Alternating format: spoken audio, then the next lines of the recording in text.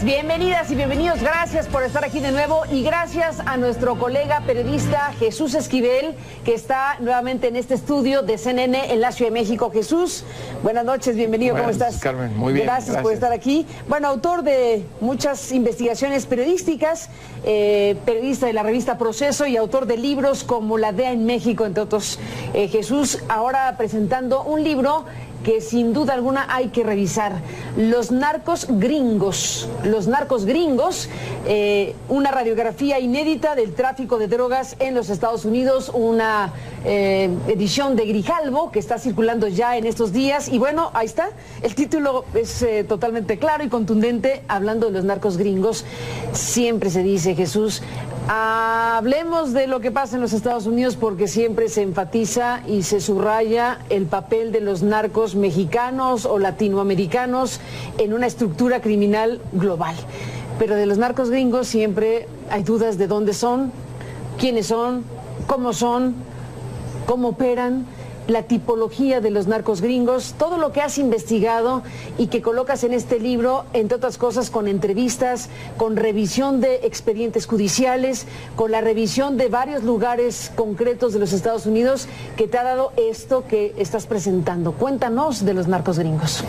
Pues mira, en primer lugar, y creo que tú fuiste testiga de las preguntas que me han hecho cuando se ha hecho una presentación, ¿y por qué no hablan de los cárteles de allá? Te han dicho varias veces, sí, exactamente. Que luego hasta te acusan de estar protegiendo a los estadounidenses. Y es que en realidad no existen cárteles en Estados Unidos. No existen agrupaciones. Eso es verdad, no hay ningún cártel. A ver, convéncenos de eso, porque ¿cómo se organizan? Muy fácil. Existe una figura que es más importante que los que venden las drogas, que es un broker o un intermediario que regularmente funciona en la frontera sur de los Estados Unidos, que son quienes tienen el contacto directo con las organizaciones criminales de México o Colombia. Broker, o sea, el que cuando llega la droga... Sí, ellos contactan al jefe de plaza de la frontera norte de México, por aquí va a pasar el cargamento. Ese broker se encarga de contratar a los transportistas, de contratar a las narcobodegas en la frontera, que son muy importantes, de contactar a los líderes de las pandillas o a los líderes de clubes de motociclistas que están involucrados en estos, y una vez que logra esos primeros contactos y establecer ya que la droga llega a Estados Unidos, a las narcobodegas, se distribuye con los camioneros, con los pandilleros, la estructura cambia. Es ahí como cuando dijeras, debe de tener en sus dominios, en una plaza, no existen. Las drogas se distribuyen a muchas gentes, que son los narcos gringos, que deberían de ser distribuidores de menudeo, en realidad. Porque no dominan ni siquiera una ciudad, ni siquiera una colonia, algunas calles. Pero a ver, llega el cargamento y ese broker, bueno, ese puede ser el narco gringo principal. No necesariamente, porque él puede contactar a una empresa de transporte de carga comercial y el mismo dueño o los mismos choferes se encargan de decirle cuánto es el negocio aquí, porque el cártel mexicano le dice al broker, digamos una cantidad, una tonelada de droga, el nombre que quieras pone, y le dice, a mí me tienes que entregar esto es lo que cuesta el cargamento. Entonces el broker ya se encarga de decirle a el de transporte, mira, llevas esto, a ti te toca tanto dinero, pero se la entregas o la llevas a Atlanta, digamos, por decir, a una narcobodega en Atlanta. El encargado de la narcobodega en Atlanta tiene que regresarle el dinero que le está diciendo el broker. Y a partir de que él la recibe en Atlanta, ya es negocio del que recibe la droga en Atlanta. Y él ya se la vende a distinto precio a los distribuidores, a los narcos, a los vendedores. ¿A las pandillas dices? A las pandillas, a los jovencitos que se dedican a vender en las calles. Pero recuerda que además las pandillas son distintas en cada ciudad en Estados Unidos. En una cadena en donde cada uno tiene una cadena celular, no están conectados unos con los otros, no hay una organización sistémica. No, muchas veces ni se conocen, porque cambian a cada rato de brokers. Porque es muy fácil en Estados Unidos, todos los narcos gringos, ponle brokers, distribuidor, camionero, bajadora de dinero, en algún momento son detenidos. Y no tienen ningún contacto directo con los cárteles mexicanos porque cuando los detienen, tú sabes, los policías en Estados Unidos los interrogan. Bueno, el que tiene es el broker, por lo menos. El que tiene es pero él solo conoce al dueño de la plaza que está en México, nunca que cruza la frontera. Las drogas no la pasan nunca a los capos importantes. Para eso existen pues los burros, las mulas, como quieras llamarle, los trabajadores de los cárteles. Es muy diferente la manera de operar. Te voy a dar otro ejemplo para que quede claro que no existen los cárteles. Las pandillas. Pueden existir este grupo, los mongoles, que son muy conocidos y están muy involucrados en el tráfico de heroína y de metanfetamina. Pero la franquicia de los mongoles en Los Ángeles es muy distinta a la franquicia de los mongoles de Texas. Porque en primer lugar el perfil racial de los mongoles tejanos en su mayoría son de origen hispano. Y en Los Ángeles hay de origen asiático, hay de origen hispano y hay anglosajones. Pero si es franquicia, quiere decir que hay un Pero punto nada más del nombre de el club de motocicletas, no de las drogas que manejan cada uno. Incluso se han agarrado a tiros mongoles contra mongoles, los de Texas contra los de California, por ejemplo, y no necesariamente por la droga.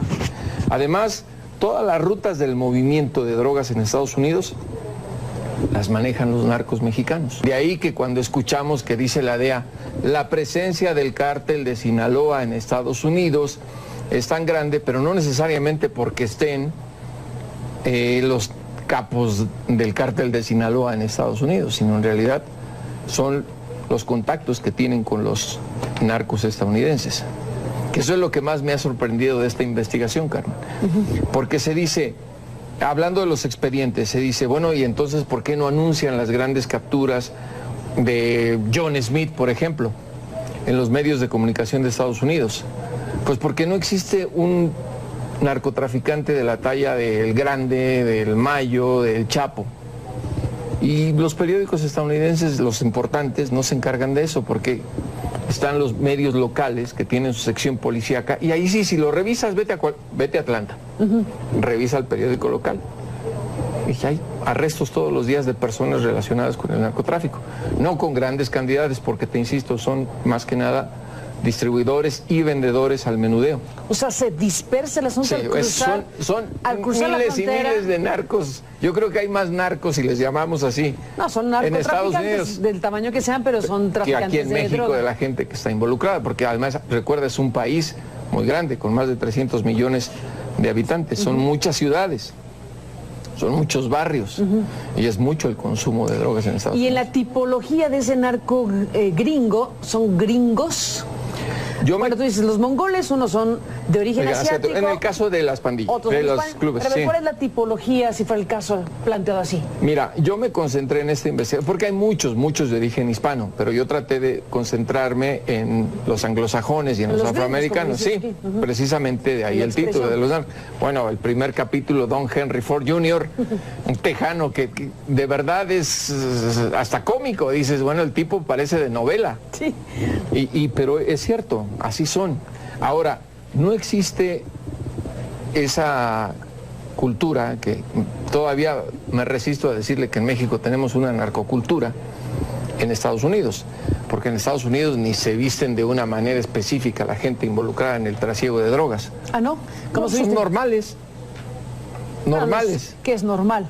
Pues es un pantalón de mezclilla, depende del lugar donde está. Si es pandillero, pues con una gorra, se la voltean, una camiseta, el pantalón de mezclilla. Que o sea, tú dices, no tienen el estereotipo de las cadenas. Por eso te digo que me resisto a decir que en México tenemos una narcocultura.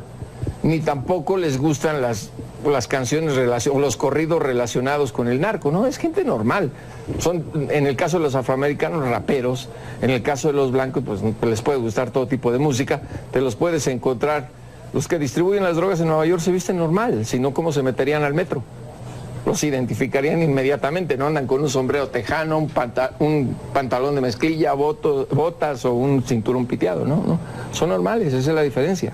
En Estados Unidos cualquiera se puede comprar, aunque sea crédito, aunque te lo quiten al año, o cualquier carro. Bueno, más que normalidad, porque aquí nos van a discutir qué es normal y qué no es normal, porque eso de que vestir de mezclilla con camiseta es normal y traer un cinturón piteado no es normal, te van a discutir seriamente.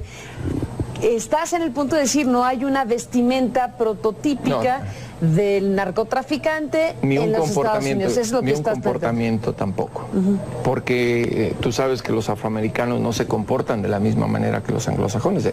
Existe, hasta en el narco de Estados Unidos hay racismo. Eso está perfectamente claro. Déjame hacer una pausa y volvamos a ese punto hablando de racismo en el tema del narco. Volvemos con Jesús Esquivel en un momento más.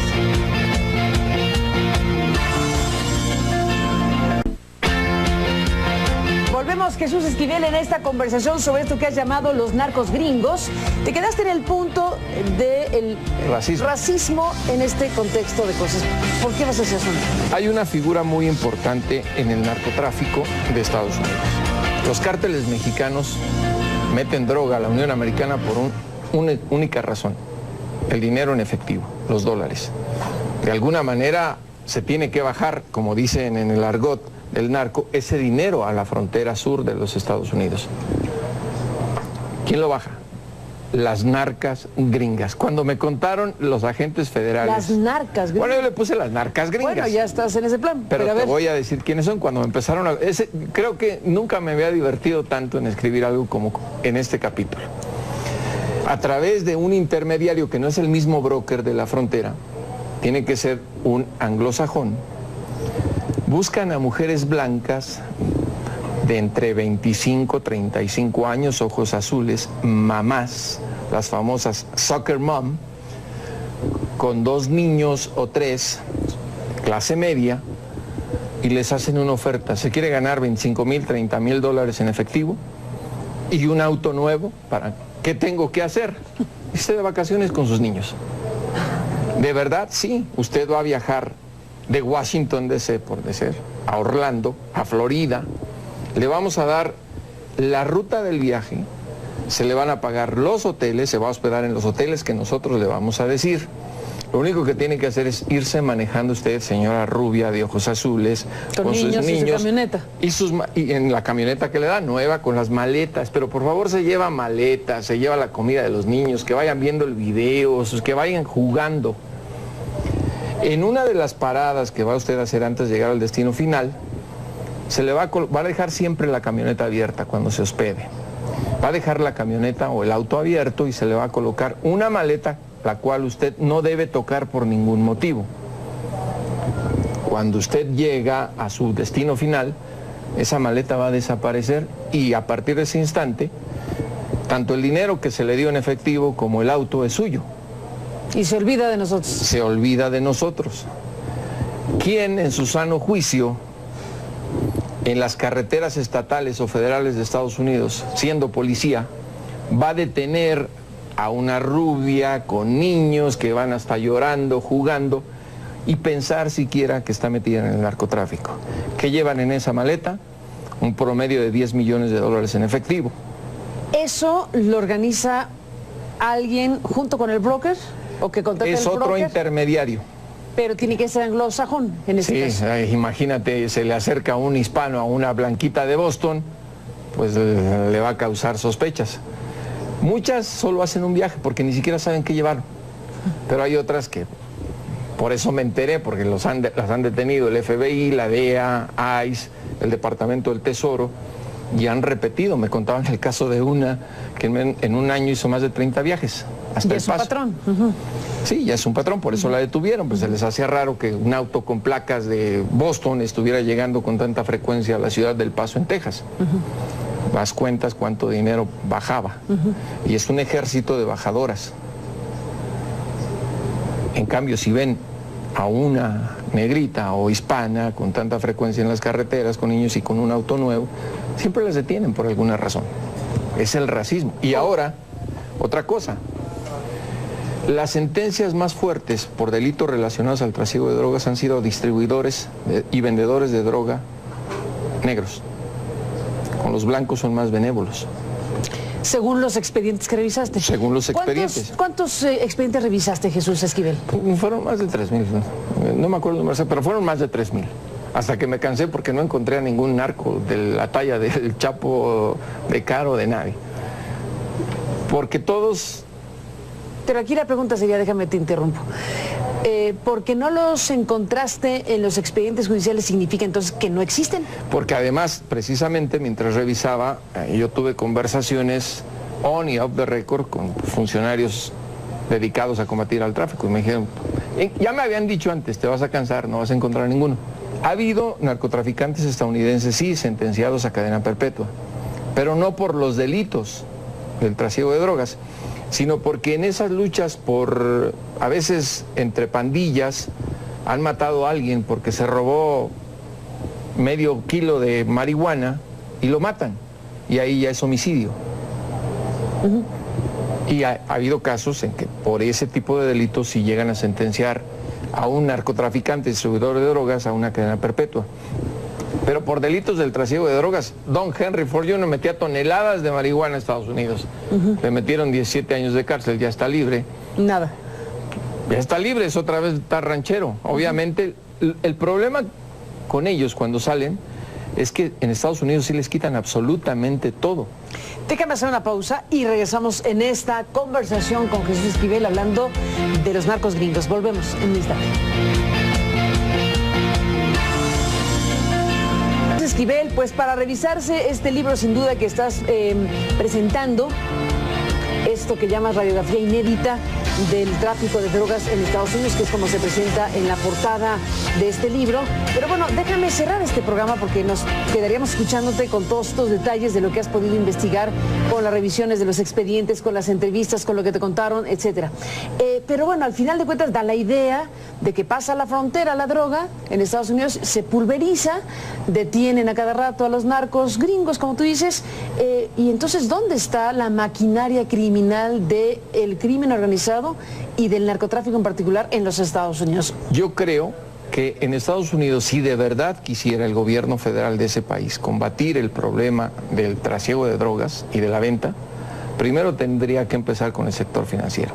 En Estados Unidos está permitido hacer transferencias internacionales sin investigación de $10,000 como máximo. Los narcos mexicanos, a través de sus colegas estadounidenses, contratan a un ejército de personas para hacer transferencias bancarias a México todos los días y todas las horas sin llegar al tope de los $10,000. 9,999. Les dan a las personas $300, $400, ve y hazme este depósito, que lo haces en 2 minutos y ya te ganaste $400 por 2 minutos, o 5 o 10, ponle. Y el Departamento del Tesoro se niega a modificar ese tipo de regulaciones de transferencias de dinero hacia México y América Latina. ¿Por qué? Porque están los grandes bancos ganando dinero a través de esos movimientos. Imagínate, se le cae ese negocio a Bank of America o al Chase Bank y se comen al secretario del Departamento del Tesoro. Se lo cocinan ese día en Wall Street. Es ahí donde deberían hacer algo y no lo están haciendo. Y además, también hay dinero del narcotráfico en Estados Unidos que se lava en ese país. Casas que se compran, automóviles que se venden, dinero que se mete al banco como ahorros. Y ese es el grave problema en Estados Unidos, más allá de que hayan perdido la lucha en materia de seguridad, perdón, de educación pública, porque también es un problema de educación y de salud pública el educar a los estadounidenses. Ve ahorita la gran crisis que tienen del consumo de heroína. ¿Y quiénes la distribuyen? Pues los narcos gringos. ¿A qué le atribuyes el hecho de que siendo un negocio inmenso, el tráfico de drogas a los Estados Unidos, no haya incentivos o situaciones que permitan que gente decida organizadamente, a la manera de un cártel, apropiarse de esos mercados de todo tipo de sustancias? El tema del dinero siempre. Y la sociedad estadounidense está empezando a despertar, Carmen, porque se están muriendo blancos. Sí, a ver, déjame planteártelo así, Jesús. Si es un mercado inmenso el de las drogas, desde luego de los que trafican drogas en Estados Unidos es indudable que existen organizaciones criminales como cárteles. ¿Atribuyes a que en Estados Unidos el tema de la distribución de drogas está pulverizado a la eficacia del sistema judicial que detiene a cada momento narcos pequeños? ¿O cuál es la razón por la cual ese apetitoso mercado no tiene gente organizada a manera de cártel para distribuir los mercados y las ciudades y los tránsitos. Primero porque el país es muy grande y como tú dices, se pulveriza la distribución de las drogas. Pero puede ser como México, por regiones, por zonas, por ciudades. Hay demasiada policía en Estados Unidos. Ese es el problema. Ahí está la policía del condado, está la policía del estado, está la policía de parques, están las agencias federales. Y todas tienen un departamento antinarcóticos. Y todas cooperan, porque todos los días hay problema de drogas en Estados Unidos, en un país tan grande. Y no se pueden organizar como cárteles porque serían un blanco más fácil precisamente de las autoridades a todo nivel en los Estados Unidos. Y esa es la manera como han podido eludir el que se hagan capturas importantes, olvídate de los narcos, de drogas en general. No se detienen grandes cantidades, por eso cuando la DEA o el Departamento de Justicia anuncia un decomiso importante de drogas y lo mides en cantidades, como los que se detienen aquí, no son nada, pero es porque está totalmente pulverizado. Ahora, debe haber un cártel, o un cártel, dices que no existen, pero es una cantidad de brokers en la frontera enorme. Sí. Ya le preguntaba yo a Oscar Hagelsieff, no, ni ellos. Oscar Hagelsieff, a quien entrevisto aquí, que ha sido uno de los policías federales más exitosos en materia de operaciones encubiertas contra el narcotráfico, yo le pregunté precisamente ¿cuántos brokers calculas que hay en la frontera? Y me dice, es imposible saberlo, porque además que los cambian siempre, no tenemos la capacidad. ¿Los cambian quiénes? Los mismos cárteles y ellos mismos, para que no se... ¿Los cárteles de acá? Los cárteles mexicanos, los cárteles mexicanos, porque tienen el temor de que al mantener una relación de bastante tiempo con ese broker, cuando lo detienen empiece a hablar y las autoridades atan cabos. Entonces pasan de broker en broker. Sí, pasan de broker en broker.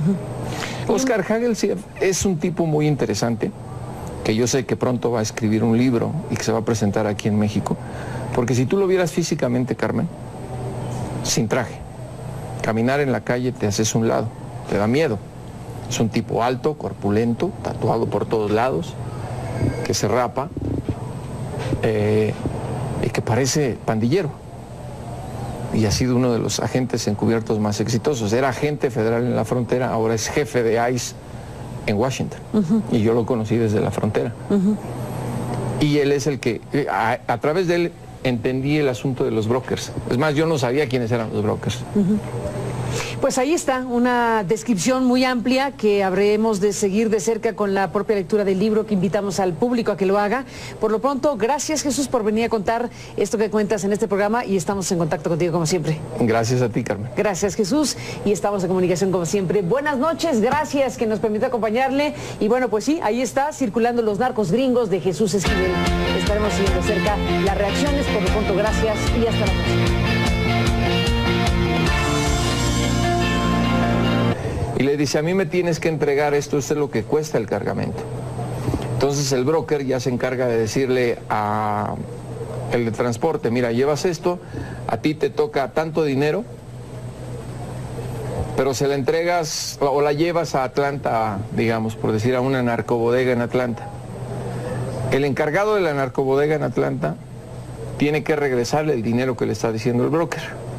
Y a partir de que él la recibe en Atlanta, ya es negocio del que recibe la droga en Atlanta.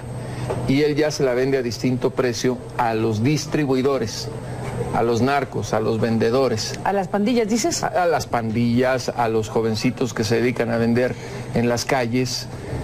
Pero recuerda que además las pandillas son distintas en cada ciudad en Estados Unidos. En una cadena en donde cada uno tiene una cadena celular, no están conectados unos con los otros, no hay una organización sistémica. No, muchas veces ni se conocen, porque cambian a cada rato de brokers. Porque es muy fácil en Estados Unidos, todos los narcos gringos, ponle brokers, distribuidor, camionero, bajadora de dinero, en algún momento son detenidos.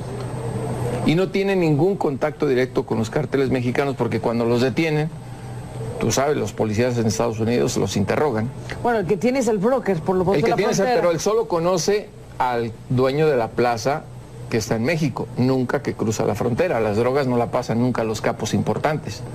Para eso existen pues los burros, las mulas, como quieras llamarle, los trabajadores de los cárteles. Es muy diferente la manera de operar. Te voy a dar otro ejemplo para que quede claro que no existen los cárteles. Las pandillas. Pueden existir este grupo, los mongoles, que son muy conocidos y están muy involucrados en el tráfico de heroína y de metanfetamina. Pero la franquicia de los mongoles en Los Ángeles es muy distinta a la franquicia de los mongoles de Texas. Porque en primer lugar el perfil racial de los mongoles tejanos en su mayoría son de origen hispano. Y en Los Ángeles hay de origen asiático, hay de origen hispano y hay anglosajones. Pero si es franquicia, quiere decir que hay un Pero punto nada más del nombre de el club de motocicletas, no de las drogas que manejan cada uno. Incluso se han agarrado a tiros mongoles contra mongoles, los de Texas contra los de California, por ejemplo, y no necesariamente por la droga. Además, todas las rutas del movimiento de drogas en Estados Unidos las manejan los narcos mexicanos. De ahí que cuando escuchamos que dice la DEA, la presencia del cártel de Sinaloa en Estados Unidos es tan grande, pero no necesariamente porque estén los capos del cártel de Sinaloa en Estados Unidos, sino en realidad son los contactos que tienen con los narcos estadounidenses. Que eso es lo que más me ha sorprendido de esta investigación, Carmen. Porque se dice, hablando de los expedientes, se dice, bueno, y entonces, ¿por qué no anuncian las grandes capturas de John Smith, por ejemplo, en los medios de comunicación de Estados Unidos? Pues porque no existe un narcotraficante de la talla del Grande, del Mayo, del Chapo. Y los periódicos estadounidenses, los importantes, no se encargan de eso, porque están los medios locales que tienen su sección policíaca, y ahí sí, si lo revisas, vete a Atlanta, revisa el periódico local, y hay arrestos todos los días de personas relacionadas con el narcotráfico, no con grandes cantidades, porque te insisto, son más que nada distribuidores y vendedores al menudeo. O sea, se dispersa el asunto, Sí, al cruzar, son miles y miles de narcos. Yo creo que hay más narcos, si les llamamos así, no, son en Estados narcotraficantes Unidos, del tamaño que sean, pero son que traficantes aquí en de México, droga. de la gente que está involucrada, porque además, recuerda, delitos del trasiego de drogas, Don Henry Ford Jr. metía toneladas de marihuana a Estados Unidos. Le metieron 17 años de cárcel, ya está libre. Nada. Ya está libre, es otra vez está ranchero. Obviamente, el problema con ellos cuando salen es que en Estados Unidos sí les quitan absolutamente todo. Déjame hacer una pausa y regresamos en esta conversación con Jesús Esquivel hablando de los narcos gringos. Volvemos en un instante. Jesús Esquivel, pues para revisarse este libro sin duda que estás presentando, esto que llamas radiografía inédita del tráfico de drogas en Estados Unidos, que es como se presenta en la portada de este libro. Pero bueno, déjame cerrar este programa porque nos quedaríamos escuchándote con todos estos detalles de lo que has podido investigar, con las revisiones de los expedientes, con las entrevistas, con lo que te contaron, etcétera.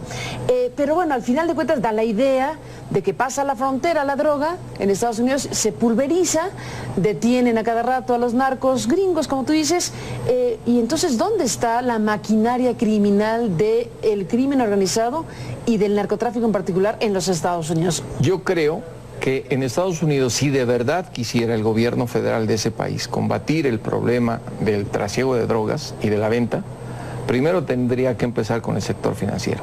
En Estados Unidos está permitido hacer transferencias internacionales sin investigación de $10,000 como máximo.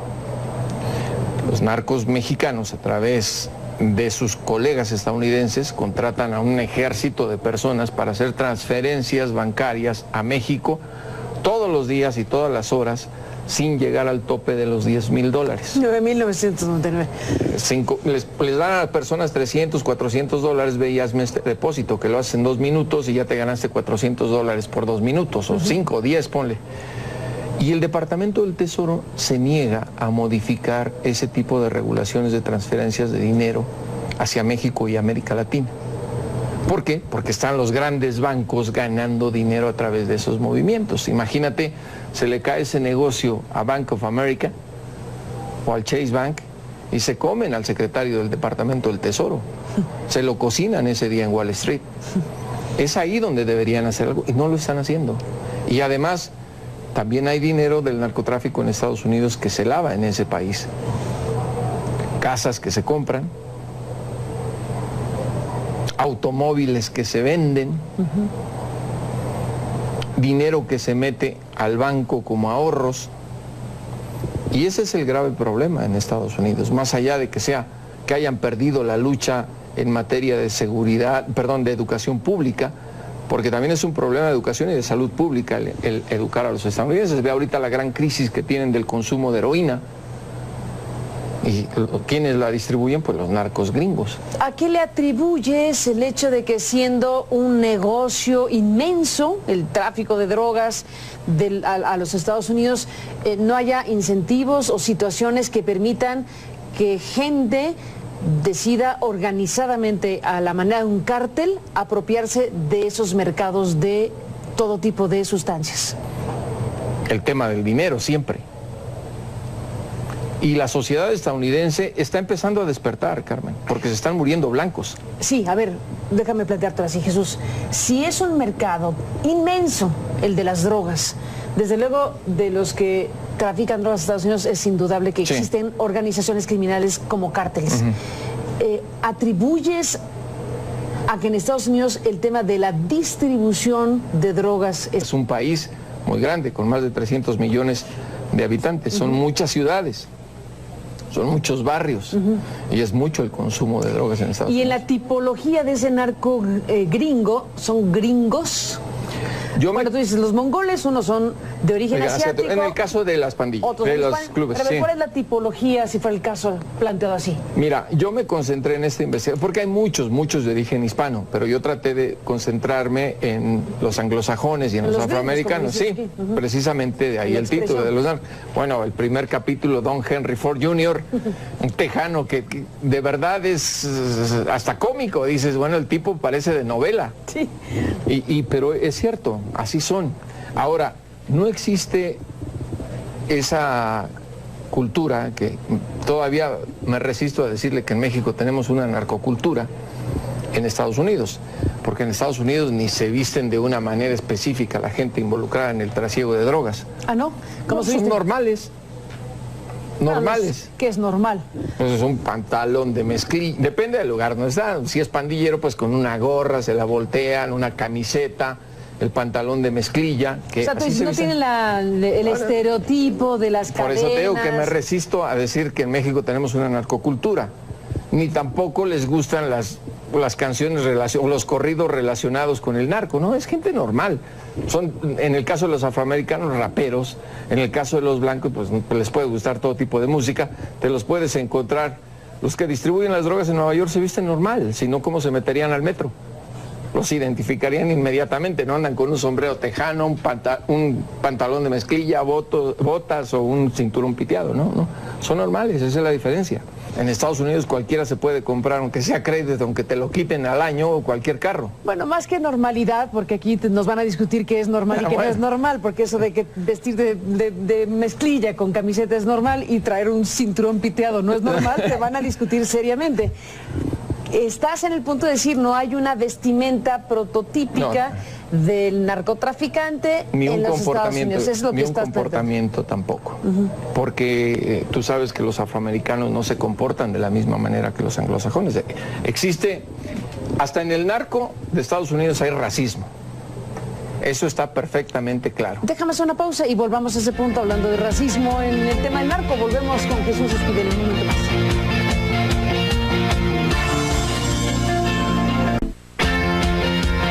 Volvemos, Jesús Esquivel, en esta conversación sobre esto que has llamado los narcos gringos. Te quedaste en el punto del racismo en este contexto de cosas. ¿Por qué vas a hacer eso? Hay una figura muy importante en el narcotráfico de Estados Unidos. Los cárteles mexicanos meten droga a la Unión Americana por una única razón: el dinero en efectivo, los dólares. De alguna manera se tiene que bajar, como dicen en el argot del narco, ese dinero a la frontera sur de los Estados Unidos. ¿Quién lo baja?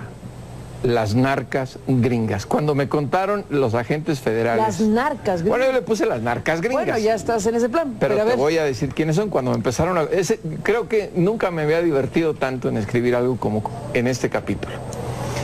A través de un intermediario que no es el mismo broker de la frontera, tiene que ser un anglosajón, buscan a mujeres blancas de entre 25 y 35 años, ojos azules, mamás, las famosas soccer mom, con 2 niños o 3, clase media, y les hacen una oferta. Se quiere ganar 25,000, 30,000 dólares en efectivo y un auto nuevo. ¿Qué tengo que hacer? Irse de vacaciones con sus niños. De verdad, sí, usted va a viajar de Washington DC, por decir, a Orlando, a Florida. Le vamos a dar la ruta del viaje, se le van a pagar los hoteles, se va a hospedar en los hoteles que nosotros le vamos a decir. Lo único que tiene que hacer es irse manejando usted, señora rubia de ojos azules, con sus niños y su camioneta. Y en la camioneta que le da, nueva, con las maletas. Pero por favor se lleva maletas, se lleva la comida de los niños, que vayan viendo el video, que vayan jugando. En una de las paradas que va usted a hacer antes de llegar al destino final, se le va a dejar siempre la camioneta abierta cuando se hospede.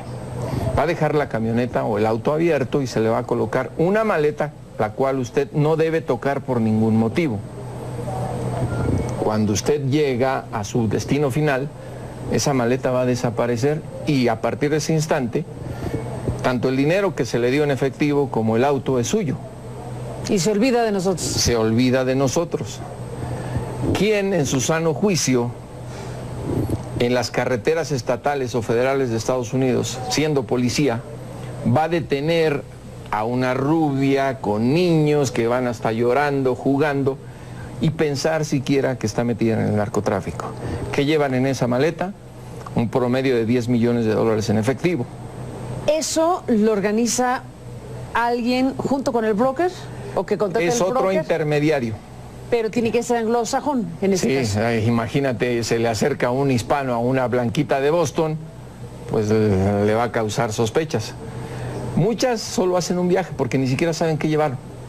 Pero hay otras que, por eso me enteré, porque las han detenido el FBI, la DEA, ICE, el Departamento del Tesoro, y han repetido. Me contaban el caso de una que en un año hizo más de 30 viajes. Hasta es un patrón. Sí, ya es un patrón, por eso la detuvieron, pues se les hacía raro que un auto con placas de Boston estuviera llegando con tanta frecuencia a la ciudad del Paso, en Texas. Las cuentas cuánto dinero bajaba. Y es un ejército de bajadoras. En cambio, si ven a una negrita o hispana con tanta frecuencia en las carreteras, con niños y con un auto nuevo, siempre las detienen por alguna razón. Es el racismo. Y ahora, otra cosa. Las sentencias más fuertes por delitos relacionados al trasiego de drogas han sido distribuidores y vendedores de droga negros. Con los blancos son más benévolos. Según los expedientes que revisaste. Según los expedientes. ¿Cuántos expedientes revisaste, Jesús Esquivel? Fueron más de 3,000, no me acuerdo el número, pero fueron más de 3,000. Hasta que me cansé porque no encontré a ningún narco de la talla del Chapo, de Caro, de nadie. Porque todos... Pero aquí la pregunta sería, déjame te interrumpo. ¿Porque no los encontraste en los expedientes judiciales significa entonces que no existen? Porque además, precisamente mientras revisaba, yo tuve conversaciones on y off the record con funcionarios dedicados a combatir al tráfico y me dijeron, ya me habían dicho antes, te vas a cansar, no vas a encontrar ninguno. Ha habido narcotraficantes estadounidenses, sí, sentenciados a cadena perpetua, pero no por los delitos del trasiego de drogas, sino porque en esas luchas por, a veces entre pandillas, han matado a alguien porque se robó medio kilo de marihuana y lo matan, y ahí ya es homicidio. Y ha habido casos en que por ese tipo de delitos sí llegan a sentenciar a un narcotraficante, distribuidor de drogas, a una cadena perpetua. Pero por